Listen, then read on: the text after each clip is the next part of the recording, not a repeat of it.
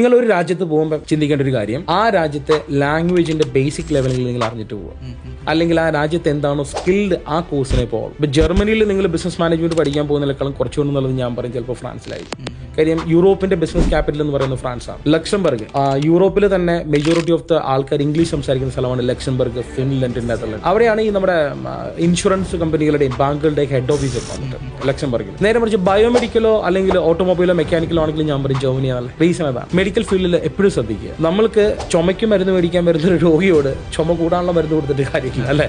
അതാണ് പ്രശ്നം. എല്ലാ നാഷണാലിറ്റീസും ചിന്തിക്കുന്ന, പ്രത്യേകിച്ച് അവരുടെ മെഡിക്കൽ ഫീൽഡിൽ എനിക്ക് എൻ്റെതായ ലാംഗ്വേജിൽ നേഴ്സിനോടോ ഡോക്ടറോടോ കമ്മ്യൂണിക്കേറ്റ് ചെയ്യാൻ പറ്റണം. ഇപ്പം നമ്മുടെയൊക്കെ ഗ്രാൻഡ് പേരൻസ്, അവർക്ക് ഇംഗ്ലീഷ് അറിയില്ല, അവർക്ക് ഡോക്ടറോട് കമ്മ്യൂണിക്കേറ്റ് ചെയ്യണമെങ്കിൽ ലോക്കൽ ലാംഗ്വേജല്ലേ ഉള്ളൂ.